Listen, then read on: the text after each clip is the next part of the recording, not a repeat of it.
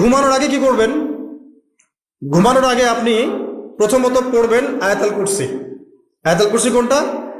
আল্লাহু লা ইলাহা ইল্লা হুয়াল হাইয়ুল কাইয়্যুম লা তাখুযুহু সিনাতুন ওয়া লা নাওম, এখান থেকে লাহু মা ফিস সামাওয়াতি ওয়া মা ফিল আরদি মান যাল্লাযী ইয়াশফা'ু ইনদাহু ইল্লা বিইذনিহি ইয়া'লামু মা বাইনা আইদিহিম ওয়া মা খালফাহুম ওয়া লা ইউহিতুনা বিশাইইন মিন ইলমিহি ইল্লা বিমা শা'a ওয়াসি'a কুরসিয়ুহু সামাওয়াতি ওয়াল আরদ ওয়া লা ইয়াউদুহু হিফযুহুমা ওয়া হুয়াল আলিয়্যুল আযীম।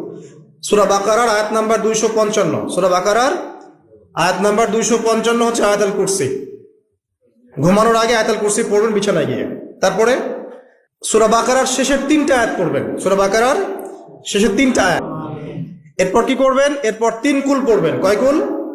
3 কুল। কোনটাকে 3 কুল বলে? বিসমিল্লাহির রহমানির রহিম, কুল হুয়াল্লাহু আহাদ এটা একটা, কুল আউযু বিরাব্বিল ফালাক এটা একটা, কুল আউযু বিরাব্বিন নাস এটা একটা। কি এটা যখন রাতে পড়বেন তখন এভাবে পড়বেন। একবার সূরা ইখলাস কুল হুয়াল্লাহু আহাদ, তারপর সূরা ফালাক কুল আউযু বিরাব্বিল ফালাক, তারপর সূরা নাস কুল আউযু বিরাব্বিন নাস পড়ে দুই হাত একত্রিত করে ফু দিবেন। দিয়ে মাথা থেকে নিয়ে এভাবে পুরো মাথা থেকে নিয়ে পুরো বডি এভাবে মাসাজ করবেন এভাবে। ঠিক আছে? এটা 3 বার করবেন, একবার না। একবার করবেন আরেকবার 3 বার। এরপরে পড়বেন সূরা কাফিরুন।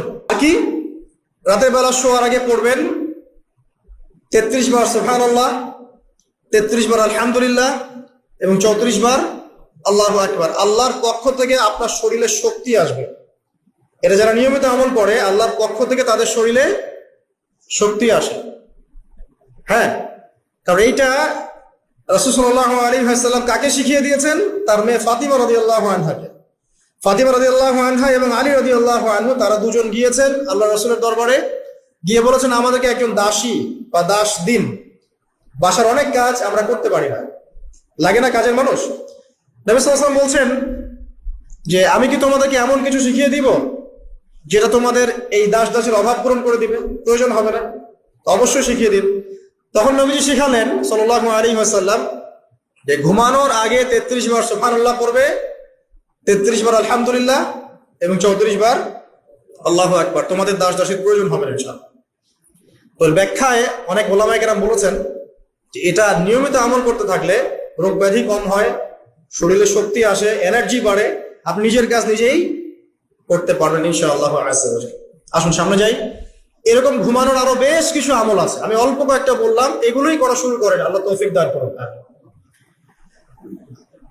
আর যদি পারেন ওযু করে ঘুমাতে পারলে আরো বেশি ভালো হয়। এবার আপনি ঘুমাচ্ছেন ডান কাত হয়ে, কি পড়বেন এই সময়? আল্লাহুম্মা বিইসমিকা আমুতু ওয়া আহইয়া, আলহামদুলিল্লাহ, দোয়া সবার মুখস্থ আছে। এবার ঘুমান।